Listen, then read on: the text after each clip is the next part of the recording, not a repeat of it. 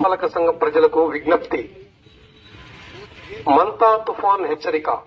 తగు జాగ్రత్తలు తీసుకొనుటకు వాతావరణ శాఖ అంచనాల ప్రకారం తేదీ 26/10/2025 నుండి 29/10/2025 వరకు మదనపల్లె పురపాలక సంఘము మరియు మదనపల్లె మండలం పరిధిలో గాలులు, ఉరుములు, పిడుగులతో కూడిన భారీ నుండి అతి భారీ వర్షాలు కురిసే అవకాశం ఉంది.